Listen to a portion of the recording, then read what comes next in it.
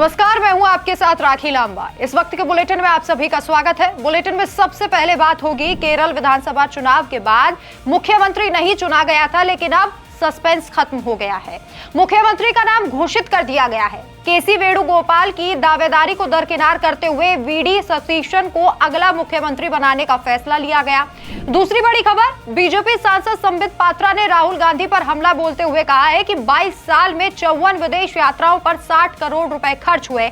उन्होंने फंडिंग का सवाल भी उठाया है। तीसरी खबर में आपको बताएंगे कि कैसे मुलायम सिंह यादव के छोटे बेटे प्रतीक यादव की संदिग्ध मौत का मामला अब एनएचआरसी के पास पहुंच गया है। एनजीओ ने एसआईटी जांच और सीएफएसएल फॉरेंसिक जांच की मांग की है। चौथी खबर में आपको बताएंगे कि यूपी में तेज आंधी और तूफान का कहर लगातार देखने को मिल रहा है। अब तक 89 मौतें हो चुकी हैं। मुख्यमंत्री योगी आदित्यनाथ ने 24 घंटे के अंदर मुआवजा पहुंचाने के निर्देश दिए हैं। पांचवी खबर में दिल्ली में ब्रिक्स देशों के विदेश मंत्रियों की 2 दिवसीय बैठक आज से शुरू हो गई है। छठी खबर, बीजिंग में अमेरिकी राष्ट्रपति डोनाल्ड ट्रंप और चीनी राष्ट्रपति शी जिनपिंग की महत्वपूर्ण मुलाकात हुई। और आखिर में बरेली में आंधी का भयानक वीडियो वायरल हो रहा है, जिसमें एक युवक हवा में उड़ता नजर आ रहा है। खबरें विस्तार से आप तक पहुंचाएंगे, लेकिन उससे पहले नजर इस वक्त की सुर्खियों पर।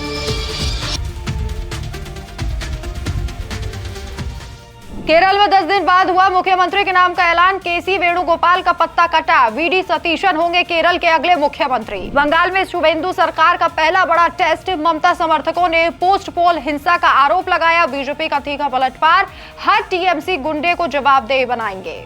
राहुल गांधी पर बीजेपी का सनसनीखेज निशाना। 22 साल में 54 विदेश दौरे, विदेशी फंडिंग का भी गंभीर आरोप। देश की चिंता नहीं, विदेशी छुट्टियां मना रहे थे राहुल गांधी। शुभेंदु सरकार का ऐतिहासिक पहला फैसला, महिलाओं की सुरक्षा के लिए 24/7 मोबिलिटी प्लान। हर जिले में स्पेशल वैन और हेल्पलाइन। बंगाल में अब महिलाएं बेखौफ घूमेंगी।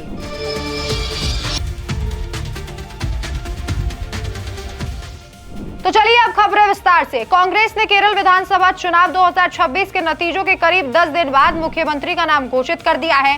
केसी वेणुगोपाल के सपने को राहुल गांधी ने कुचल दिया, क्योंकि अब वीडी सतीशन केरल के अगले मुख्यमंत्री होंगे। 14 मई 2024 को दिल्ली के कांग्रेस में एक हाई लेवल बैठक हुई।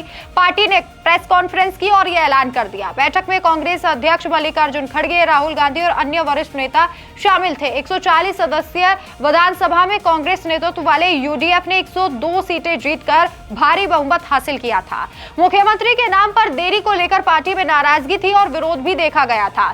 सतीशन वर्तमान में विधानसभा में विपक्ष के नेता हैं और यूडीएफ की जीत में अहम भूमिका निभाई थी। जहां एक तरफ राहुल ने वेणुगोपाल का पत्ता काटा, तो वहीं बीजेपी सांसद संबित पात्रा ने राहुल गांधी पर विदेश यात्राओं को लेकर पत्ते खोल दिए। 14 मई को प्रेस कॉन्फ्रेंस में दावा किया है संबित पात्रा ने कि 2004 से 2026 तक 22 सालों में राहुल गांधी ने 54 विदेश यात्राएं की, जिन पर अनुमानित 60 करोड़ रुपए खर्च हुए। इन यात्राओं में Italy, Britain, America, Maldives, Qatar, Oman आदि देश शामिल है। पात्रा ने सवाल उठाया कि इन यात्राओं की फंडिंग कौन कर रहा है। उन्होंने कहा कि राहुल गांधी की घोषित आय केवल 11 करोड़ रुपए है, जबकि यात्राओं पर 60 करोड़ का खर्च का अनुमान है। हर यात्रा में 3 से 4 लोग साथ जाते हैं। कई बार एसपीजी सुरक्षा को बिना सूचना दिए यात्रा की गई। उन्होंने हालिया उदाहरण दिया। दिसंबर 2025 के लंदन बर्लिन यात्रा पर 1.4 करोड़ और सितंबर-अक्टूबर 2025 में लैटिन अमेरिका दौरे पर 5.5 करोड़ रुपए खर्च हुए। पात्रा ने स्पष्ट किया कि संसदीय आधिकारिक यात्राओं को इसमें शामिल नहीं किया गया। एलओपी, लीडर ऑफ ऑपोजिशन, आदरणीय राहुल गांधी लगभग 22 वर्षों से इलेक्टेड ऑफिस में हैं। 22 वर्षों से 22 वर्षों में वो कितनी बार विदेश गए, तो अभी तक जो डिक्लेयर्ड है और पब्लिक डोमेन में आया है, उस सब को काउंट करके 54 फॉरेन ट्रिप्स बनता है।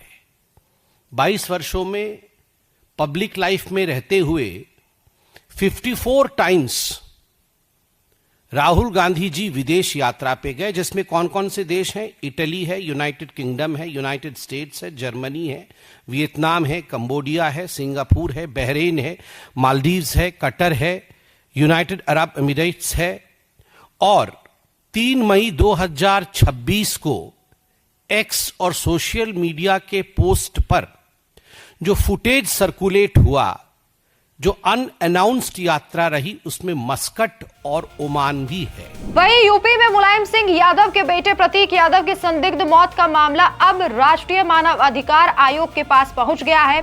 एनजीओ डीके फाउंडेशन ने एनएचआरसी में शिकायत दर्ज कराई है। संगठन ने मौत को संदिग्ध बताया और शरीर पर चोट के निशानों का हवाला दिया। प्रतीक यादव स्वस्थ जीवन शैली के लिए जाने जाते थे, फिर भी उनकी अचानक मौत से कई सवाल खड़े हो गए हैं। एनजीओ ने 3 बड़ी मांगे की है। तुरंत एसआईटी जांच का गठन हो, लखनऊ के सिविल अस्पताल और आसपास के सीसीटीवी फुटेज सुरक्षित रखे जाए, फॉरेंसिक जांच सीएफएसएल से कराई जाए ताकि राज्य सरकार का प्रभाव ना पड़े। हालांकि अभी एनएचआरसी की तरफ से कोई भी आधिकारिक कार्रवाई की जानकारी नहीं आई है। और वहीं यूपी में बुधवार को तेज आंधी तूफान, भारी बारिश और आकाशीय बिजली गिरने से भारी तबाही मच गई। पिछले 24 घंटों में 89 लोगों की मौत हुई है, जबकि 53 लोग घायल हैं।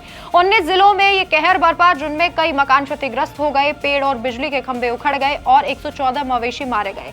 मुख्यमंत्री योगी आदित्यनाथ ने तुरंत संज्ञान लिया है और अधिकारियों को सख्त निर्देश दिए हैं कि 24 घंटे के अंदर प्रभावित परिवारों को मुआवजा और राहत पहुंचाई जाए। उन्होंने मंडलायुक्तों और जिला अधिकारियों को नुकसान का सत्यापन कराने और पीड़ितों से सीधा संवाद स्थापित कर हर संभव मदद करने के आदेश भी दे दिए हैं। साथ ही नई दिल्ली में आज 14 मई 2026 से ब्रिक्स देशों के विदेश मंत्रियों की 2 दिवसीय बैठक शुरू हो गई है। भारत इस साल ब्रिक्स की अध्यक्षता कर रहा है, इसलिए विदेश मंत्री एस जयशंकर इस बैठक की अध्यक्षता कर रहे हैं। बैठक भारत मंडपम में हो रही है। रूस के सरगई लाव्रोव, ईरान के अब्बास अराघची, दक्षिण अफ्रीका के रोनाल्ड लामोला समेत कई देशों के विदेश मंत्री दिल्ली पहुंचे हैं। चीन के विदेश मंत्री वांग यी ट्रंप की बीजिंग यात्रा के कारण वो नहीं आ सके, उनकी जगह राजदूत आए हैं। बैठक में पश्चिम एशिया यानी कि ईरान इजराइल संकट, व्यापार, बहुपक्षीय सुधार, ऊर्जा सुरक्षा और ग्लोबल साउथ की आवाज को मजबूत करने जैसे मुद्दों पर चर्चा होगी। विदेश मंत्री नरेंद्र मोदी से भी मिलेंगे। ये बैठक साल के अंत में होने वाली ब्रिक्स शिखर सम्मेलन की तैयारी मानी जा रही है। बीजिंग में अमेरिकी राष्ट्रपति डोनाल्ड ट्रंप और चीनी राष्ट्रपति शी जिनपिंग की महत्वपूर्ण बैठक हुई। ये ट्रंप की दूसरी प्रेसिडेंसी में चीन की पहली स्टेट विजिट है। दोनों नेताओं ने द्विपक्षीय संबंधों को स्थिर और मजबूत करने पर जोर दिया। बैठक में व्यापार, टैरिफ, ताइवान, ईरान संकट, एआई, रेयर अर्थ मिनरल्स और टेक्नोलॉजी जैसे मुद्दों पर चर्चा हुई। ट्रंप ने शी जिनपिंग की तारीफ करते हुए उन्हें एक महान नेता बताया और चीन के साथ दोस्ती पर गर्व भी जताया। चीनी पक्ष ने भी साझेदारी पर बल दिया है। दोनों देशों के बीच व्यापार समझौते और आर्थिक सहयोग बढ़ने की उम्मीद है। ये बैठक वैश्विक स्तर पर एक बड़ी चर्चा का विषय बनी हुई है। और आखिरी में बात होगी वायरल वीडियो की। उत्तर प्रदेश के बरेली में बुधवार शाम तेज आंधी और तूफान ने भयंकर कहर बरपाया। भमोरा पुलिस क्षेत्र के बामियाना गांव में एक व्यक्ति बारात घर के पास टीन शेड को पकड़कर खड़ा था। अचानक तेज हवा इतनी जोर से चली कि पूरा टीन शेड उखड़ गया और युवक हवा के साथ कई फीट ऊपर तक उड़ गया। वीडियो में साफ दिखाई दे रहा है कि युवक हवा में लटकता हुआ नजर आ रहा है। कुछ देर बाद टीन शेड गिरा और युवक भी ऊंचाई से जमीन पर गिरकर गंभीर रूप से घायल हुआ है। उसके दोनों हाथ और पैर टूट गए हैं। उसे अस्पताल में भर्ती कराया जा रहा है। ये वीडियो सोशल मीडिया पर तेजी से वायरल भी हो रहा है। तो फिलहाल इस खास बुलेटिन में मेरे साथ इतना ही। आप देखते रहिए डिटेल न्यूज इंडिया। नमस्कार।